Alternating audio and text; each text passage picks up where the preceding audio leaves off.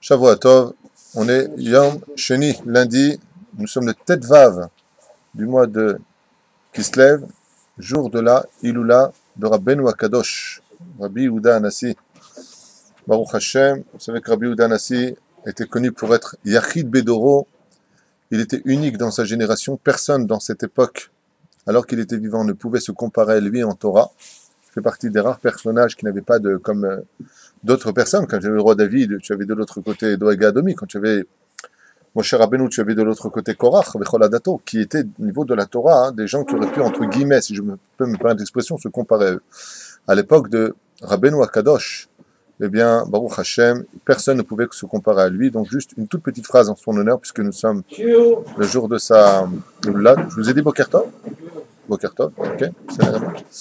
Et la Gemara nous rappelle un petit peu l'histoire de Rabbeinu Akadosh, dans le sens où on sait qu'il a été élevé de façon exceptionnelle de la descendance des Gamiel, Rabbi Shimon ben Gamiel, Rabbi Gamiel, lui-même, de la descendance de Hillel, tout cela bien entendu, pour arriver à son éducation à lui, où sa mère, alors qu'elle était enceinte, eh bien, fréquentait le Beth Midrash afin que son fœtus soit empreint de Torah toute la journée et écoutait des livrets Torah, ne bougeait pas pendant 9 mois du Beth Midrash. Et de là est sorti un enfant unique en son genre, même s'il a été échangé par la suite avec Antoninus, une longue histoire entre deux amis, une non-juive et une juive, qui se sont échangés les enfants, et donc Antoninus a été allaité par la mère de Rabbeinu Akadosh. C'est pour ça qu'il est devenu un des guerres tzedek les plus importants de toute notre histoire. Antonin et Rabbi Meir et Rabbeinu, Rabbi Yehuda Anassi, l'un servira l'autre. Le Rav Yavot Saïr, comme c'est marqué dans la paracha qu'on a eu la semaine dernière, il y a 2 semaines plus exactement. Mais une des particularités qu'avait Rabbeinu Akadosh, c'est qu'il était connu pour sa kedusha. Ça veut dire quoi, Rabbeinu Akadosh? Et les autres, il n'est pas Kadosh. Rabbeinu Akadosh était connu parce qu'il n'a jamais descendu ses mains en dessous de la ceinture. Jamais, jamais, jamais. Comment il faisait pour se laver, comment il faisait pour aller aux toilettes? Vous lui poserez la question au Gan Eden. Je n'en sais rien. Mais il faut savoir qu'il n'a jamais descendu ses mains en dessous de la ceinture pour dire qu'il n'a jamais touché sa Brit Mila. Comme il y a marqué, Veloti Gabarama, Ama, ça veut dire un bras. Ça veut dire aussi, dans le langage du Zohar, Ama veut dire aussi la Brit Mila. Il n'a jamais touché la Brit Mila. Jamais. Lo Yemina Velo Semola. De là, on l'appelait Rabbeinu Akadosh. D'où l'importance, Bezrat Hashem, d'être Shomer Brit Mila. Car on ne peut pas devenir tzaddik dans ce monde, on ne peut pas devenir Kadosh dans ce monde si on n'est pas Shomer Brit Mila. Bechol Aufanim. Hier, j'étais absent. Baruch Hashem, mon opération s'est bien passée grâce à Dieu. Je remercie Akadosh Baruch Hu, Mamash Baruch Hashem, et mon épouse pour m'avoir soutenu, et tous mes amis, ceux qui m'ont appelé bien entendu. Sans plus tarder, on a moins de 3 quarts d'heure pour questions-réponses qu'on aurait dû faire hier et qu'on fera aujourd'hui. Je vous écoute. Première question. Première question. J'aime bien parce que tu annonces première question. Voilà, on commence, on ouvre le bail. Pourquoi Yaakov il a-t-il peur 2 fois dans la paracha? Ah, donc dans la paracha qu'on a lu, Vaishlach Yaakov Malachim, pourquoi est-ce qu'il a peur 2 fois? C'est la question que tu poses. Vayera, Vayetzer. Vayetzer, Vayera. Il y a marqué effectivement, Yaakov a eu peur 2 fois. Le texte de la Torah nous dit explicitement pourquoi il a peur. Il nous le dit le texte. Parce qu'il a peur d'être tué, ou il a peur de tuer. Rashi intervient, nous dit, première explication que je te donnerai, c'est la prophétie de sa mère. Sa mère, Rivka, vous savez qu'une tzadékette, quand elle parle, une vraie tzadékette, bien entendu, quand elle parle, elle ne parle jamais pour rien dire. Pen ishkal et shnehem beyom echad. De peur que j'en vienne à perdre mes enfants le même jour. Yaakov a entendu cette phrase de sa mère. Il savait que si Chaz Veshalom il tuait son frère, ce serait aussi le jour de sa mort parce que c'est une prophétie, c'était quelque chose d'inévitable, comme une fatalité. Et il savait que si par contre il était tué, mourrait aussi Esav. Donc ça c'est pas vraiment dramatique. Effectivement, comme on le sait, là où il y a le bien, il y a toujours le mal. Quand l'un meurt, l'autre meurt. Car le bien et le mal n'existent dans ce monde que pour donner de la valeur et de la lumière l'un à l'autre. Tu ne peux comprendre la vraie valeur de la lumière que quand tu as connu l'obscurité. Tu ne peux connaître la vraie valeur de vacances quand tu n'as pas cessé de travailler. Quelqu'un qui est tout le temps en vacances, part en vacances, il est passé de rien à rien. De la même façon, ici, Yaakov, il a peur que s'il en vient à être tué, son frère aussi il meurt. Et ça aussi, c'est une grande question. Et pourquoi? Parce que si ton frère il meurt, Maïnaf Kamina, qu'est-ce que tu en as à faire?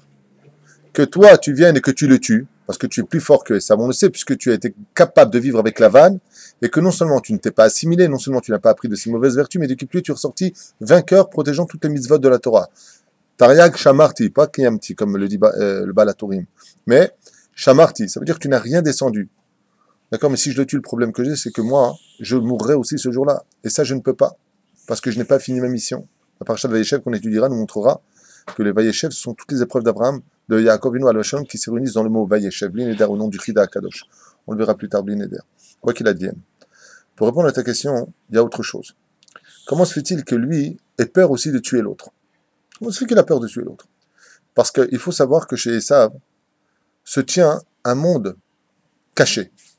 Et ce monde caché est la vraie raison pour laquelle Yitzhak a aimé son fils. La grandeur de Yitzhak était si élevée qu'on appelle Korban Ola, qu'il était capable de voir chez le Racha, comme l'enseigne la Chassidoute, le point le plus positif de sa personne. Et quand tu voyais le positif de sa personne, tu ne pouvais qu'aimer Esav. Comment c'est possible? Il faut savoir qu'à l'épisode, on nous explique que le corps de Esav était réellement divisé en deux. Du menton ici présent jusqu'en haut du cerveau, c'était une partie extrêmement sainte chez Esav. Par contre, d'ici jusqu'en bas, c'était le côté le plus sale de sa personne. C'est pour cela que sa tête a été sectionnée par Hushim ben Dan, comme on verra plus tard Blineder dans Parashat Vayechi. Oui. Et sa tête a roulé dans Marat HaMarpela. Ce qui fait que dans Marat HaMarpela, il faudrait quand même s'en souvenir, il n'y a pas que 4 couples qui sont enterrés. Adam et Ève, Avraham et Sarah, Yitzhak et Rivka, et bien entendu Yaakov et Léa. Mais il y a aussi la tête de Esav qui est enterrée à l'intérieur. Et pourquoi? Parce qu'en lui sont renfermés des tzadikim. Des tzadikim qui, la Tidlavo, qui viendront plus tard créer, donner, réexpliquer, on va dire même réaviver la Torah. Car il faut savoir que la place des convertis dans le judaïsme est une place si importante que dans le 146e Télim, il y a marqué Hachem Shomer et Gerim. Dieu garde les Gerim. Pourquoi? Comment il les garde? Il les garde de façon très précieuse. Les vrais convertis, ceux qui se sont convertis non pas par intérêt pour épouser un juif ou pour de l'argent, sont des gens qui, quand ils se mettent dans la Torah, peuvent atteindre des niveaux que même les juifs eux-mêmes ne peuvent pas atteindre. D'où l'expression de Rabbi Akiva. Dans maintes et maintes références, Rabbi Akiva, dans la Gemara, est considéré comme étant le summum des summums de l'intelligence. D'accord? On venait jusqu'à payer les gardiens de prison pour entendre la réponse de Rabbi Akiva. Nous, heureusement, il est en prison, il est occupé. Non. Les réponses de Rabbi Akiva, descendant direct de Esav, comme tu l'as compris, puisqu'il est fils de Yosef, de la descendance de Sisra, qui est l'homme descendant de Esav. D'accord? Comme Rabbi Meir Baalanes, de qui il est dit, pourquoi la halakha n'a-t-elle pas été fixée selon Acherim, c'est-à-dire Rabbi Meir Baalanes, qui cachait l'arrêt d'Etzov Da'atam. Parce que Rabbi Meir Baalanes, hormis le fait qu'il étudiait de l'Isha ben Abouya, qui s'appelait Acherim et qui était un rachab, malheureusement qui est Kofer Batora, on nous disait de lui qu'on ne pouvait pas fixer la halakha, pas simplement parce qu'il était l'élève de quelqu'un qui était rachat, mais parce qu'il était tellement fort en Torah qu'on ne pouvait pas descendre jusqu'au fond de son raisonnement en Torah. Et de qui est-il le descendant? De Néron, petit-fils de Néron selon la tradition juive, descendant direct de Esav. Et la liste est très longue. Ce qui fait qu'on a une énorme quantité d'étincelles au niveau des mochines de Esav que Yaakov respectait. C'est ce que dit Rashi. Shema Yarog Acherim, de peur qu'il ne vienne tuer Acherim. Qui c'est Acherim? C'est Rabbi Meir Baalanes, qui est un descendant direct de lui. De là, on comprend que il a peur de le tuer, il a peur d'être tué. Car s'il meurt lui-même, eh bien, il n'a pas engendré, si tu veux, d'une certaine façon, l'histoire d'Israël par le schéma Israël dans la paracha de Vayechi, c'est-à-dire tous les fils autour, à savoir ce que je vous ai tous amené à la table du roi, parce qu'on sait que quand on fait d'Averot, on quitte malheureusement la table du roi, même si Israël reste Israël s'il a fauté. Et de l'autre côté, Yaakov s'inquiète énormément de savoir si Chazvé Shalom il ne va pas tuer des Nitzotzot qui appartiennent au peuple juif, qui sont malheureusement enfermés chez Esav. Autre explication. Pourquoi est-ce qu'il a peur et pourquoi est-ce qu'il est si ennuyé que cela? Parce que Yaakov nous vient avec toutes les mitzvot de la Torah. Mais Esav, lui, vient avec 2 mitzvot. Et de ces 2 mitzvot, il est marqué Veyetzer Vayera. Il a été, en fin de compte, pressé, stressé d'une certaine façon, et il a eu peur. De quoi? Il a été stressé de la mitzvah de Eret Israël. Parce que je vous rappelle que Yaakov a vécu pendant 20 ans de sa vie en galoute. Et il revient comme un homme pieux. Tandis que Esav, lui, est resté en Eret Israël. Donc il vient avec la mitzvah de Srut Eret Israël. Et comme nous le dit la halakha, Hadar Beret Israël, Shakul Keneget Kol HaMitzvot Sheba Torah. Regardez ce qui est marqué dans Maseret Ketubot à la page 111 à Moud Aleph, sur tous les Jvachim d'Eret Israël. Comme il est marqué là-bas, tout celui qui fait ne serait-ce que 4 pas en Eret Israël, Muftach Lo Sheuben Olam Haba. On lui promet qu'il sera héritier du monde futur. Il y a marqué dans Chesed Abraham à la page 114, Kol Adar Beretzrel Tzadik ou Lamrot Shelifi Amare Neno Tzadik Kimla Vaitaretz Mekia Oto Comme Shekato Besefer Vaikra. Tout celui qui vient en Eretzrel t'appelait Tzadik. Wow. Même si que tu vois d'extérieur qu'il n'est pas Shomer Shabbat, pas Shomer Mitzvot, c'est un Tzadik. Sinon la terre le vomira tôt ou tard. C'est quand même incroyable. De ce fait, lui qui vient avec les 613 mitzvot de la Torah, il l'avant-garde, qu'est-ce que tu as besoin de lui dire? Il dit, Nachon, toi tu viens avec une mitzvah qui équivaut à toutes les mitzvot de la Torah. Mais moi je viens de l'autre côté avec la mitzvah d'avoir protégé les mitzvot de la Torah, de les avoir étudiés. Kacher Amarti, comme je les ai dit, comme on l'a expliqué. Dans ce cas-là, pourquoi tu me dis deux fois Vayetzer Vayera? Ça fait deux choses. Il avait une autre mitzvah avec lui. Et une mitzvah qui fait très peur. Laquelle? Celle du Kibboud Avahem. Pendant que moi, à 20 ans, j'étais loin, lui, il savait rester à servir mon père. Donc, il vient avec la mitzvah du respect des parents. Et on sait que la mitzvah du respect des parents fait partie des deux mitzvot de la Torah, duquel il est dit le salaire, afin que les jours de ta vie se prolongent sur terre. Et là, c'est un problème pour Yaakov, car s'il doit se battre contre lui, et que lui vient avec la mitzvah du respect des parents, le salaire est marqué explicitement dans la Torah. Oui, donc il vient avec la mitzvah de vivre sur terre. Donc si je me bats contre toi, tu as un atout avec toi que je n'ai pas. C'est pour ça que la Torah nous dit Yaakov Be'er-Sheva Ve'yal Harana. Il est parti sur l'ordre de son père pour épouser une fille sur l'ordre de sa mère. Il est parti sous l'ordre de Kibboud Avaim. Mais il lui a dit, il ne part que quelques jours, hein, c'est un long sujet pour lui-même que je ne vais pas développer tout de suite. Mais malgré tout, l'autre est resté à servir son père, à lui apporter du gibier, à lui apporter de l'eau. Donc il vient avec cette mitzvah-là. Et le salaire, c'est la longévité de la vie. Donc maintenant que je dois me battre contre toi, tu viens avec une promesse de Dieu lui-même, celle de vivre. Alors qu'adviendra-t-il de ma propre vie? Eh bien, d'autres explications, on passera à une autre question. Adam. Boker Tov, Adam, ça faisait bien longtemps que je ne t'avais pas vu. J'ai lu quelque chose qui m'a interpellé dans le même Moaz, et j'aimerais votre éclaircissement sur le fait suivant. On dit que, donc c'est un rapport par rapport à la parachate noire. On dit que une des promesses qu'a fait Hachem à Noir, c'est de pouvoir manger à partir de lui, de pouvoir manger de la viande. Pourquoi? Parce qu'il s'est occupé des animaux dans la Teva, donc ce route-là lui permettra de manger de la viande. Enfin bon, voilà ce que j'ai lu. Alors, et puis il est marqué que Adam Arishon n'a pas eu ce droit de manger de la viande. Et là, je me suis dit, c'est bizarre parce que Adam Arishon, par rapport aux animaux, il leur a donné des noms. Donc c'est quelque chose de encore plus important que de nourrir une bête. Il lui a donné des noms. Il a donné des noms à tous les animaux. Alors pourquoi Adam Arishon n'a pas eu le droit de manger de la viande alors que Noah, oui? Oh, on a enfin entendu la question. Pourquoi Adam Arishon n'a pas eu le droit? C'est ça que tu dis? Okay. Tandis que Noach lui a eu le droit. Okay. Tov. Le midrash que tu ramènes au nom de Me'am Loez en disant que c'est parce qu'il s'est occupé des animaux est un midrash que je ne réfute pas, Chaz Veshalom. Tout est livré Elohim Chaim. Mais j'ai du mal à y accéder. Pourquoi? Parce que ce n'est pas réellement ce qui a donné du mérite à Noach. Les Chachamim nous disent, maintenant, si c'est marqué, c'est que c'est marqué, je l'accepte, mais il y a beaucoup plus profond et beaucoup plus solide que cela. Donc je construirai sur ce que tu as dit, sans contredire pour autant ce que tu viens de dire au nom de Me'am Loez. Je ne l'ai pas lu, mais bon, je te fais confiance.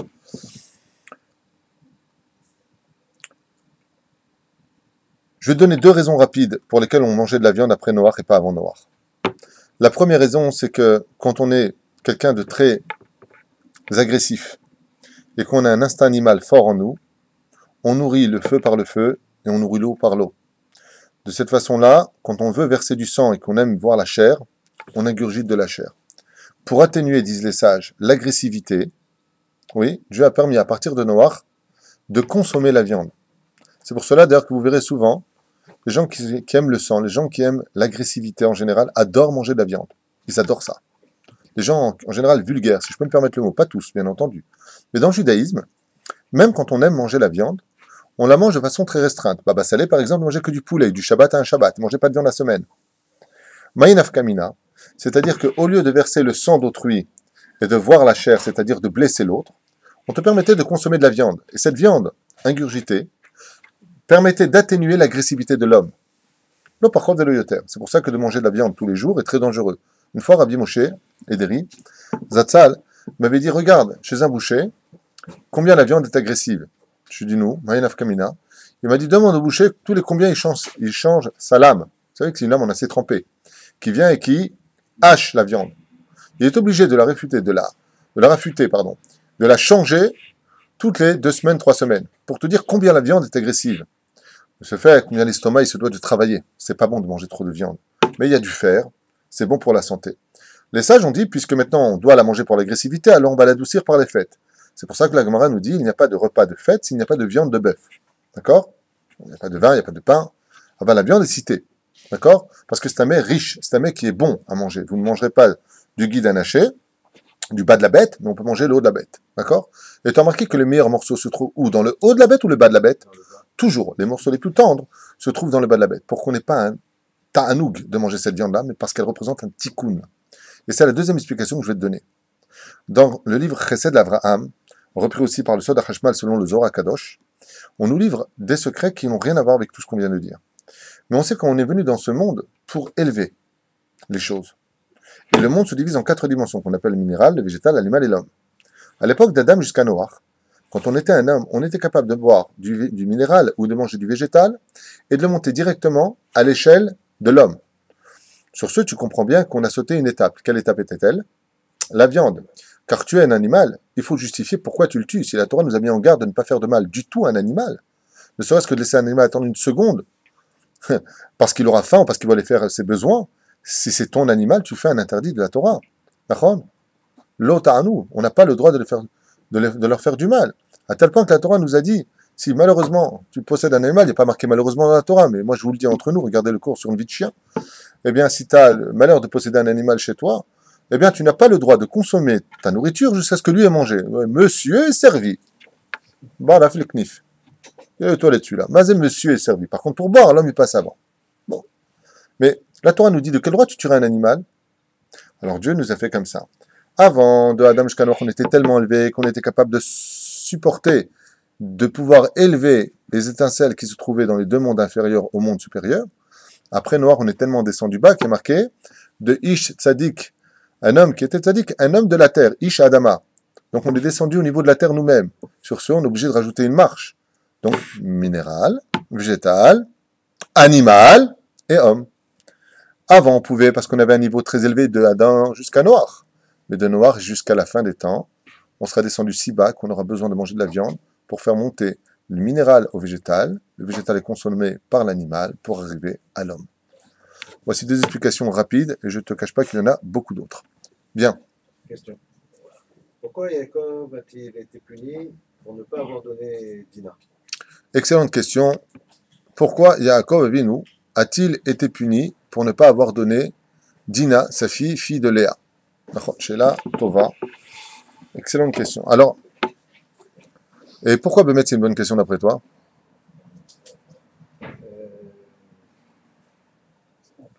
Pourquoi c'est une bonne question? Personne n'aurait pu le faire, personne n'aurait pu donner sa fille à un tel rachat. D'abord, il faut être fou pour donner sa fille à un tel rachat. D'accord? Et où est-ce qu'on a appris, et de qui on a appris qu'il fallait surtout pas se marier avec lui? Qui était sa femme d'origine? Léa. Léa. Et si Léa était une si grande sadéquette, beaucoup plus que sa propre fille Dina, et qui a refusé prier Hachem de ne pas se marier avec Esav, alors comment pourrions-nous aujourd'hui reprocher à Yaakov de ne pas avoir donné sa fille, comme le précise Rashi? Il lui construisit une teva, c'est-à-dire une caisse, dans laquelle il l'enferma, afin de ne pas la montrer à Esav et de la lui cacher. Tout de suite après ces événements-là, de la rencontre avec Esav, la Torah vient nous enseigner l'histoire du viol terrible, je dis bien terrible de Dina. Et Rashi nous dit, ainsi que d'ailleurs le Messilat Yesher est mon nom du Ramchal, tu n'as pas voulu donner ta fille, ça c'est le Ramchal, c'est pas Rashi, tu n'as pas voulu donner ta fille à un circoncis, car pour le Ramchal, Rabbi Chaim Moshe Lutzato, eh bien, Esav était circoncis en fin de compte, c'est pas l'opinion de tout le monde, en tout cas c'est l'opinion du Ramchal, elle sera prise par un harel, c'est-à-dire un incirconcis. Et Rashi vient nous prendre à revers en nous disant, elle a été terriblement violée.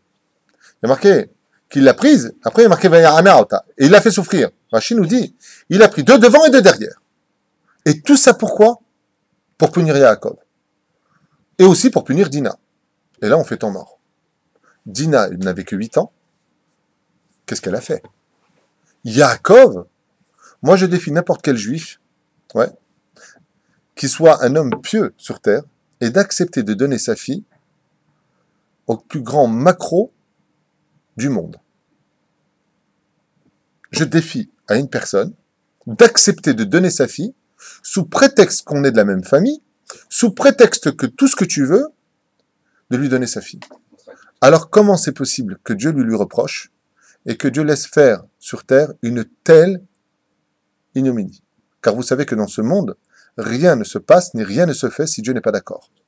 Donc tout ce qu'on subit, ouais, c'est accepté. D'ailleurs, vous savez que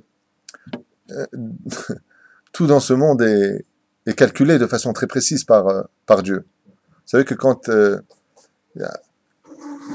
Yaakov Avinu alav shalom, il a vu les 400 ans d'esclavage prévus en Égypte, je fais une parenthèse dans la parenthèse, il a dit Ribono shel olam, tu as dit à Abraham, ouais, tu as dit à Abraham, avant que naisse Ishmaël, ta descendance sera en Égypte. Mais sa descendance c'est Ishmaël et Yitzhak. Sur les 430 ans exactement, donc tu le diviser, ça fait 215 ans. Ishmaël aussi doit partir dans la punition. Bah oui, c'est ce que tu as dit. Et moi, si tu viens dire et sur Yitzhak, il n'y a pas de problème. Moi, j'ai mon frère. Lui aussi, il doit prendre donc sur ces 215 ans qui me restent à moi, puisque lui c'est mon frère, 107 ans à peu près chacun. Akadosh Baruch Hu lui a dit non. Quand on prend les valeurs d'une personne, c'est comme la jalousie. Quand tu es jaloux d'un riche, prends tous ses soucis qui vont avec. Il dort pas de la nuit, il n'arrête pas de faire d'avérote parce que quand tu es riche, tu te fies plus de ta femme. Lui, c'est pareil, tu as pris le droit d'aînesse, tu prends tout ce qui va avec. Donc on n'a fait que 210 ans. C'est plus ou moins le compte qui est fait pour nous. Pourquoi on a fait 210 ans? Donc pourquoi je vous fais cette parenthèse? Parce qu'Akadosh Baruch Hu, il a laissé Dina se faire violer. De là va naître Osnat, bien entendu Osnat va épouser Yosef Hatzadik, et elle aura un grand salaire. Pourquoi? Parce que Léa étant enceinte d'un garçon, sachant Beroach HaKodesh que sa sœur était enceinte d'une fille, a prié Hachem pour que son garçon aille dans le ventre de sa sœur Rachel et que la fille vienne chez elle. Donc de là, elle est Dina, un personnage un peu ambigu, une fille qui se comporte comme un homme, puisqu'il y a marqué qu'elle sort la nuit. Qui sort la nuit? Dans le judaïsme, c'est inconcevable de voir une jeune fille sortir la nuit. C'est inconcevable. Regardez dans quelle génération on vit aujourd'hui. C'est pour ça qu'il y a beaucoup de divorces. Quel rapport? Avant, même quand j'étais jeune, chez les Goïm, il y avait le bal. Je me souviens qu'en pension, j'entendais la Goya qui disait à sa fille, qui avait quand même 18 ans, Bernadette, tu as intérêt à être ici à 10h30 maximum. Et elle était là à 10h30 maximum. Ça n'existait pas. C'est tout nouveau ce côté. Ça fait quoi? Combien de temps? 30 ans? 27 ans? 27 ans? 28 ans? Que les gens sortent comme ça et que les jeunes filles sortent comme ça. Dina sort. Elle sort comme un homme parce qu'elle a une particularité en elle. Elle était homme dans le fœtus et elle est devenue fille. Donc elle sort comme un homme. Maïnaf Kamina. Dieu donne le salaire. Il dit, regarde, là, tu as prié pour ta sœur. Alors de ta fille viendront 2 Shevatim, Ménaché et Ephraïm. Ménaché et Ephraïm viendront remplacer ce que toi tu aurais dû être. Normalement, tu aurais dû être une tribu, Dina. Tu vas engendrer 2 tribus. Par le mérite de Léa, ta mère, qui a prié pour. Alors maintenant, on va quand même répondre à toute cette question qu'on a posée et mettre un terme à tout cela. Bémet, c'est une très bonne question, à savoir pourquoi est-ce qu'il a été puni de cette façon-là et pourquoi Dina a-t-elle été punie de cette façon-là. Vous êtes prêts? On y va. Pour comprendre cela, il faut revenir un petit peu dans le texte. Le texte vient nous dire la phrase suivante. Je crois que ça délire un peu, ça saute, je ne sais pas ce qui se passe. Non? Moi, je pense que si.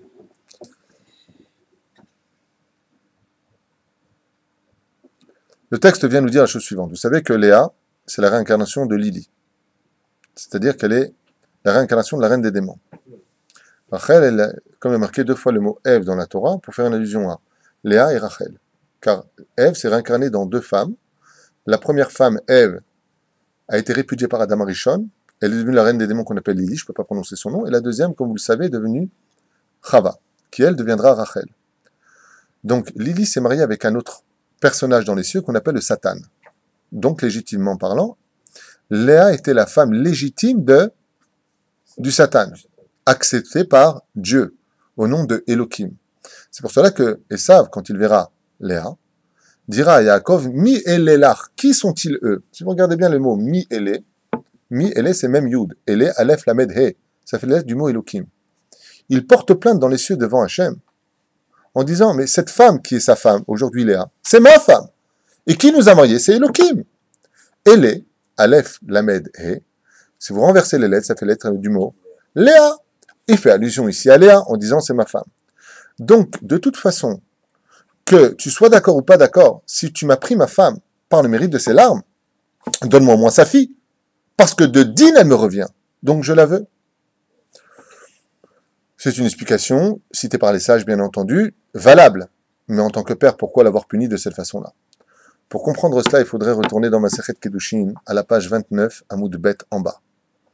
Et là-bas, on nous parle d'une très bizarre histoire. Une histoire vraiment très bizarre. Celle du Bet Midrash, si je me souviens bien, de Abaye. En Babylonie, on nous raconte que là-bas, il y avait un Bet Midrash. Et dans ce Bet Midrash, toutes les nuits sortait un démon, avec 7 têtes. Et il fit fuir tout le monde. Et personne dans la ville ne pouvait lutter contre lui, de par son côté maléfique et sa puissance énergétique. Jusqu'au jour où sont arrivés dans cette ville un sage et son fils. Et la Gemara nous raconte bizarrement une histoire antique qui aujourd'hui on se demanderait à quoi ça servirait. Elle vient répondre à toute notre question. Le sage a dit à son fils, mon fils, va étudier la Torah et moi je subviendrai à nos besoins, j'irai travailler. Voici que quelques jours plus tard le fils revint et dit à son père, père, j'arrive pas à étudier la Torah comme toi. Moi je vais aller travailler comme Zvouloun et toi tu vas aller étudier la Torah. Le père était très content. Quand Abaye, il a vu qu'il y avait un tel grand sadique dans sa ville, qu'est-ce qu'il a fait? Il a ordonné à toute la ville de refuser d'accueillir chez lui ce sage.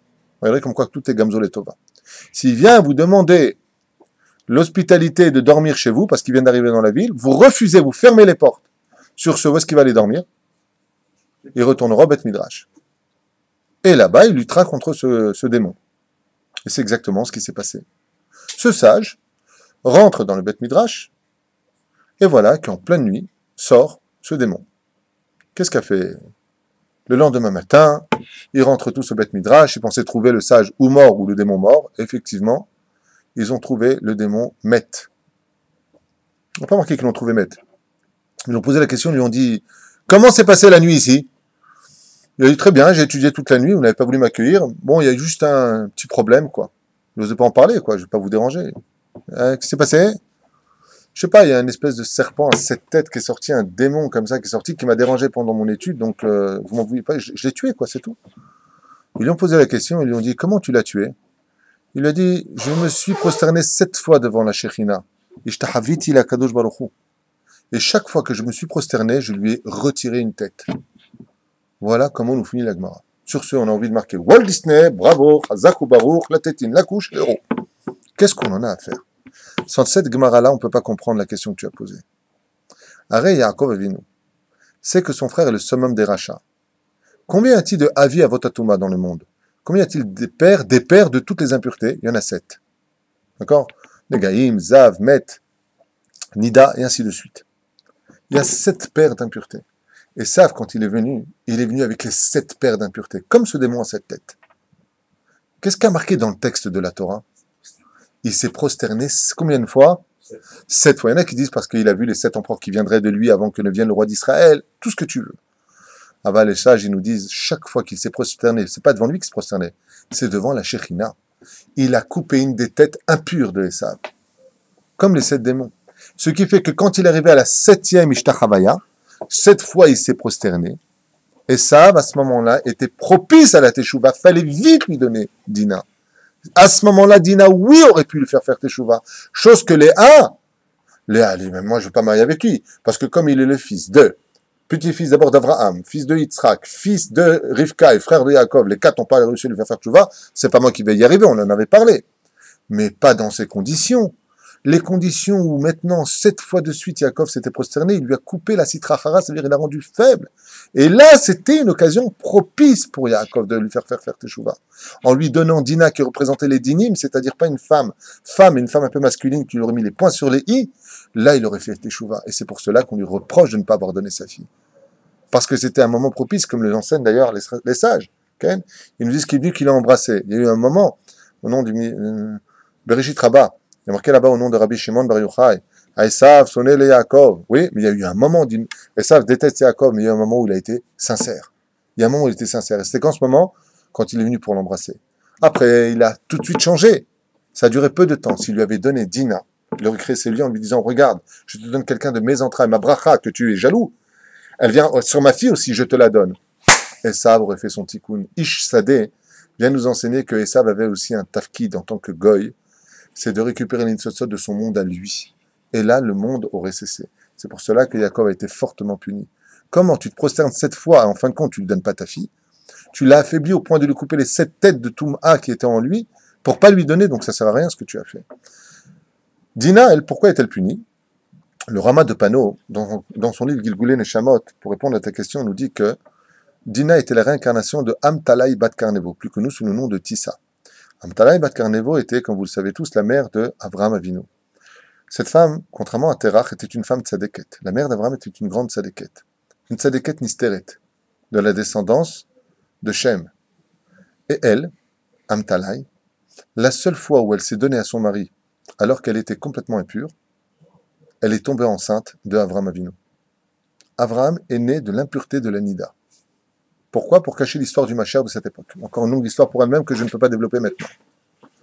Sur ce, comme elle s'est donnée Nida, d'elle-même à son mari, il fallait qu'elle revienne dans l'impureté réparée par l'étymologie de son nom, car vous savez que le nom exprime tout ce que sera la personne, c'est le mazal de l'homme, c'est l'âme de l'homme, le nom.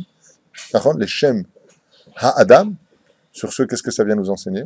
Ça vient nous enseigner que Dina, étant donné qu'elle était la réincarnation de Amtalai Bat Karnevo, étant donné qu'elle s'est donnée alors qu'elle était Nida à son mari, que les gens fassent attention quand vous touchez votre femme qui est Nida. Regardez ce que vient nous enseigner le Rama de Pano. Elle a été violée. Dina, ça s'écrit comment? Dalet, Yud, Nun, E. Si vous inversez les lettres, ça fait les lettres du mot Nida. Parce que tu t'es donné Nida dans ton ancienne réincarnation, tu seras violé dans ce monde. Bien entendu, la punition paraît très exagérée. Dieu sait ce qu'il fait. Je ne sais pas pourquoi c'est comme ça, mais c'est ce qu'enseigne le Rama de Pano. Qui était contemporain du Ari Akadosh dans son livre Gilgulei Neshamot. Voilà, pour répondre un petit peu à toutes vos questions, et par rapport à ce que nous avions dit. C'est pour cela que Yaakov a été puni, parce qu'il n'a pas donné sa fille à un moment propice à la teshuva de son frère. J'aimerais juste quand même finir avec une parenthèse. Cette Gemara que nous avons citée au nom de Masechet Kedushin, vient nous dire aussi quelque chose de très important. La force de la Ishtachavaya. On a dit que ce qui a réussi à faire tomber les 7 têtes d'impureté de nos frères, c'était quoi? Le fait de se prosterner. Faites très attention, enfants d'Israël, quand vous êtes dans votre Amida où vous faites 4 Ishtachavayot, c'est-à-dire Yud, Ke, Vav, Ke, dans le premier Baruch Ata Hashem, deuxième Baruch Ata Hashem Agan Abraham, troisième Modim, pour finir, Baruch Ata Hashem, Atov Shemchal Chanel Odot. Faites très attention de bien vous prosterner devant Hashem. Parce que cette Gemara vient nous enseigner que quand tu te prosternes devant la Shekhinah, dans l'intention vraiment de réparer les mondes d'en haut et d'en bas, tu es capable de couper la tête de la Toum'a des Rechaim de tes frères. Ce qui fait que si Bezrat Hashem, dans toutes les bêtes Knessiot, au lieu de penser pendant que nous sommes prosternés dans la Mida, à la banque, aux courses, à ce qu'on doit acheter tout à l'heure, ou peu importe ce qu'on a à faire, on était vraiment face à la Shekhinah, on couperait le Yetzerara de nos frères. Et nos frères, par notre srout à nous, pourraient faire tchouva. C'est ce que vient nous enseigner cette Gemara. Sinon, on n'en a absolument rien à faire de savoir qu'il y a 2000 ans en arrière, ou 1700 ans en arrière, il y a un mec qui est rentré dans le Beth Midrash et a coupé la tête à 7 petits démons. 7 têtes de démons. On ne peut pas ne pas vous poser la question pourquoi que 4 fois alors? Pourquoi pas 7 dans la Mida? Parce que dans la Hamida, on vient réparer uniquement le tétragramme et le Shem Adnout. Chaque fois que tu te prosternes dans la Hamida, tu fais monter la lettre du Shem Adnout, le Aleph, et tu fais descendre la lettre du Yud Kevavke. La deuxième fois, tu fais monter la lettre Dalet et tu fais descendre la lettre He, du Shem Havaya qui est en haut. Ensuite, celle du Vav, tu fais descendre et tu fais monter la lettre Nun et Yud, que tu fais monter pour le dernier, et fais descendre la lettre He, Yud Kevavke descend, Shem Adnout remonte pour réparer Velarzir Atara le Yoshna. Car aujourd'hui, malheureusement, nous ne pouvons pas prononcer le nom de Dieu tel qu'il est marqué, mais nous sommes obligés de le prononcer de par notre impureté qu'on appelle Tumatmet. Malheureusement, on n'est plus Kadosh. Quand viendra Bezrat Hashem le Mashiach avec la 10e para Aduma, alors on deviendra pur, on pourra enfin prononcer le tétragramme tel que l'on le lira. Voilà pourquoi. Donc 4 Ishtachavayot face à 4 lettres du nom divin. Question. Jusqu'à où on doit aller dans le Kibud Avayim quand il y a des problèmes, c'est-à-dire quand on est repoussé des parents ou quand ça nous amène à faire des problèmes. Jusqu'où va la mitzvah du respect des parents? Une très bonne question à laquelle je répondrai brièvement. Rabbi Eliezer répond à cette question, le Shulchan Aruch répond à cette question.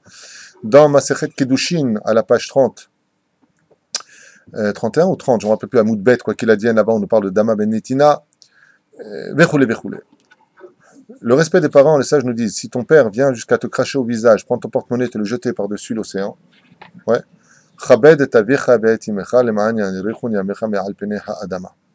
Même s'il vient te cracher au visage et te prendre ton argent, même s'il vient te faire tout ce qu'il vient te faire, on se doit de respecter son père et sa mère, car tout ce que nous sommes, tout le bonheur que nous avons et le fait de rentrer dans notre Gan Eden appartient à ces trois associés que sont le père, la mère et Akadosh Baruch Hu. Il est évident que tout de suite on va comprendre que cette mitzvah-là du respect des parents est considérée par la Gemara comme étant la mitzvah la plus difficile de toutes les mitzvahs de la Torah, car on ne choisit pas ses parents.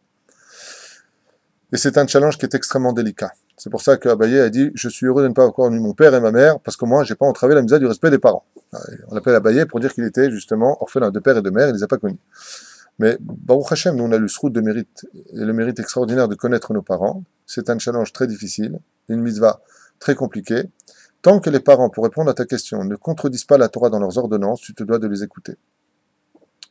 C'est-à-dire que s'ils ne vont pas te dire, par exemple, allume une cigarette le Shabbat, il n'y a pas de problème. Tout ce qu'ils te demandent, tu le feras. Là où ça devient plus compliqué dans les halachot du respect des parents, c'est quand on se marie. Le shalom baït passe avant tout. Comme c'est marqué, Ya'azov ish et aviv et imo, v'dabek beishto v'yul basar echad. Un homme se devra pour son mariage de quitter son père et sa mère, d'adhérer à sa femme et de ne faire qu'une seule chair, c'est-à-dire qu'une seule personne.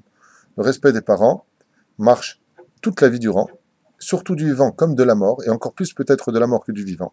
Ça veut dire qu'on se doit de les respecter constamment. Et c'est pour cela que cette mitzvah est très délicate.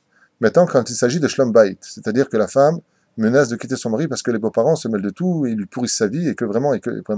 Dans ce cas-là, comme chaque cas est un cas isolé, chaque cas a une réponse pour elle-même, il faudrait voir un sage expliquer la situation. Ou le rav va convoquer les parents, ou alors tout simplement il va convoquer la kala, comme c'est marqué dans Masechet Sota, à la page 49 à Moudbet. À la fin des temps, malheureusement, il y aura un tel manque de respect, une telle chutzpah dans le monde, il est marqué kala kama bechamota, que les belles filles n'auront même plus de respect pour les belles-mères. Le problème, c'est qu'avant, les belles-mères ne se mêlaient pas de la vie des belles filles. Il y avait toujours, même de leurs enfants, quand la fille venait voir ça en disant « Ouais, j'en ai marre de lui, mon fils, tu t'es marié avec lui, tu retournes chez lui. » Aujourd'hui, malheureusement, la fille dit rien, que la mère se mêle déjà.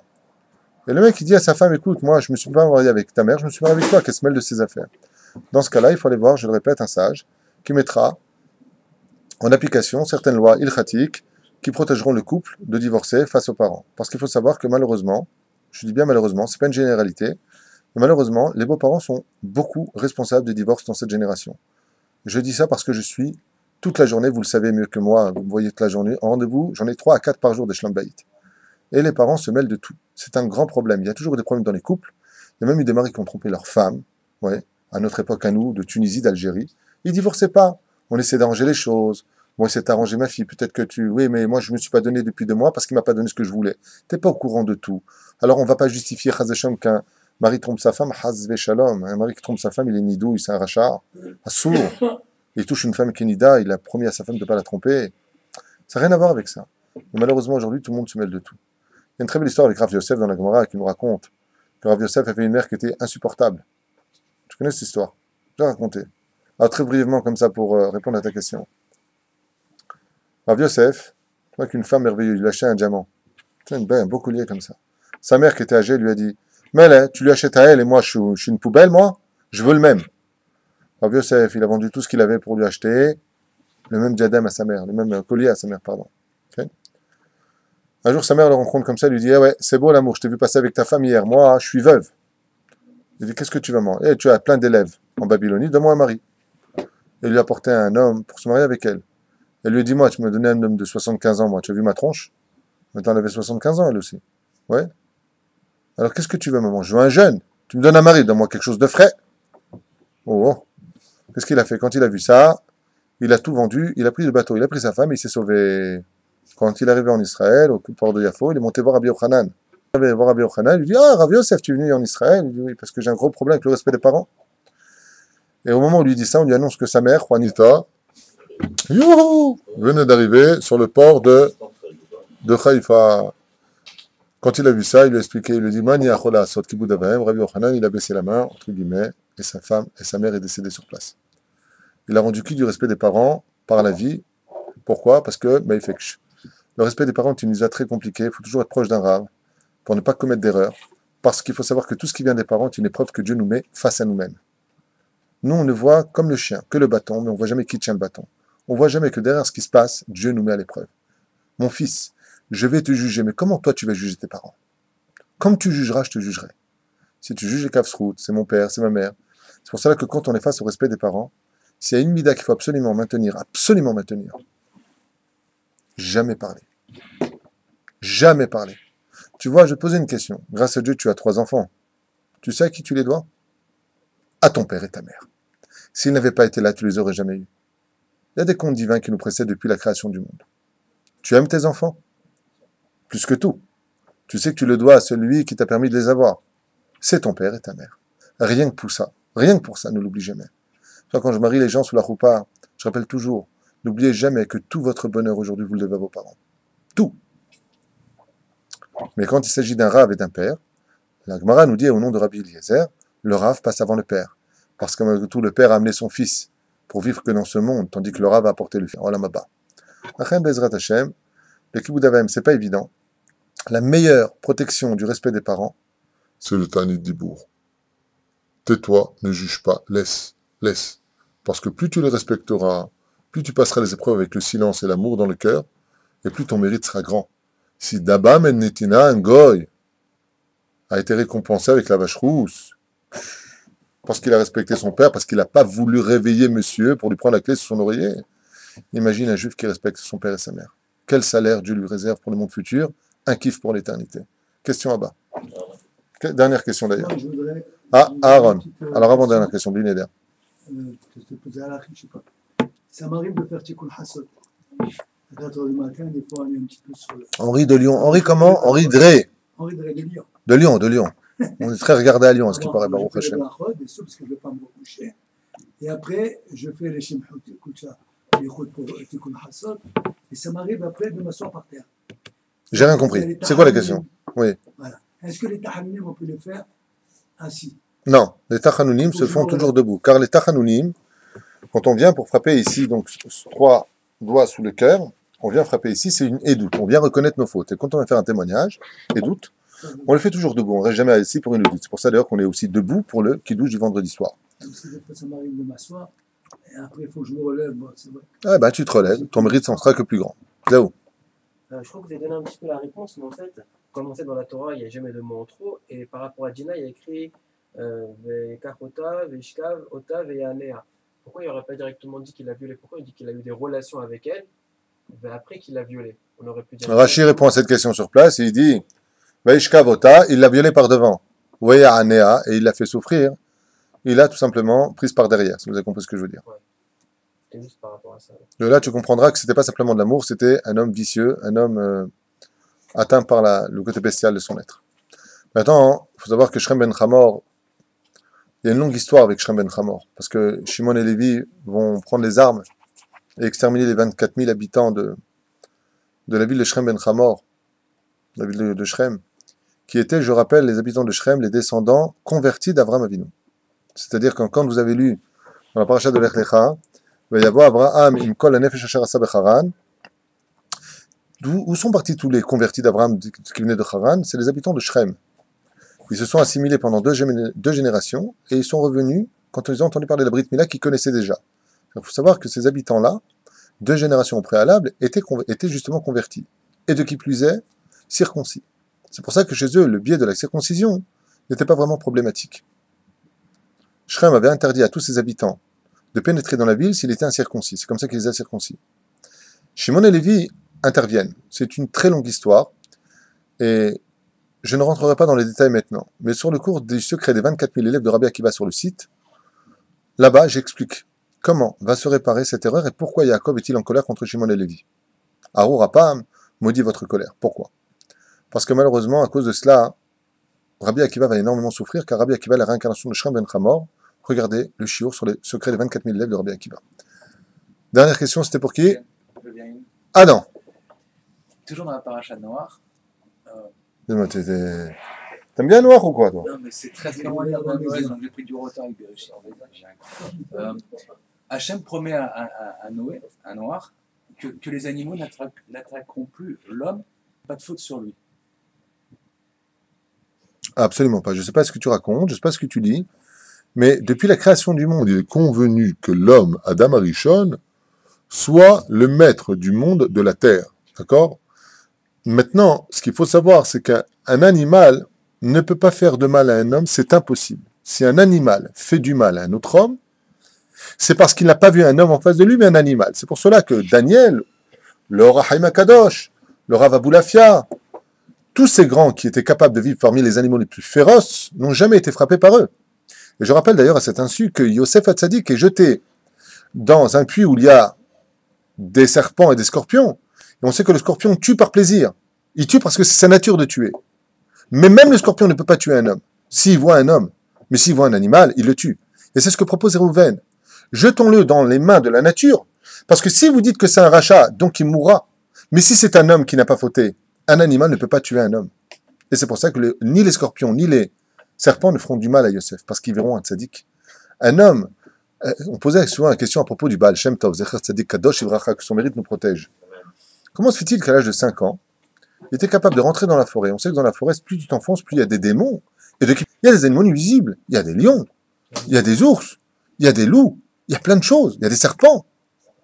Et lui, il allait... Ribono shel olam. Ouais. Mais quand tu sais que tu n'as pas de faute, tu ne peux pas mourir. C'est ce qu'on sait la Gemara. Je ne me rappelle plus, je crois que c'est Rabbi Tarfon. Je finirai avec ça. Écoute bien cette histoire de cette Gemara.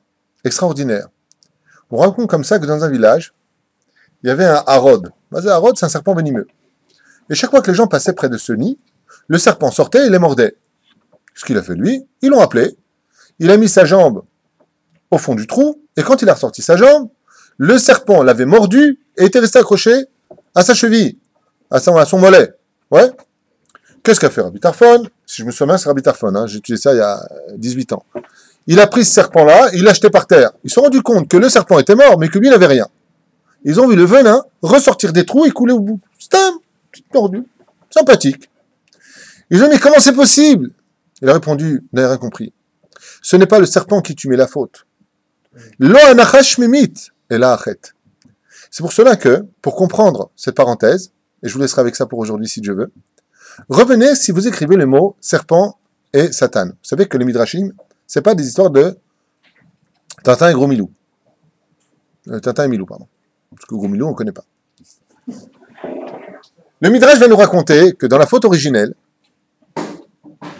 le Satan chevauchait le serpent. Ça veut dire qu'au niveau du corps, il y avait un serpent, même ça demande réflexion, et qu'au-dessus venait le Satan. Comment tu écris le mot Satan en hébreu? Shin, d'accord? Tet, Nun. Et le mot Nachash écrit Nun, Het, Shin. C'est un commentaire du Ben Ishraï. Ouais. Donc le serpent et le Satan. Si je prends les premières lettres, l'un sur l'autre, qu'est-ce que j'ai donc ici? Shin, du mot Satan. Et en bas, Nachash, Nun. Ça fait quoi? Shin, Nun, Shen, une dent. Si je pars de l'autre côté, de ce côté-là, quelle est la dernière lettre du mot Satan? Nun. Et en bas, Nachash, Shin. Ça fait quoi? Shin, Nun, Shen.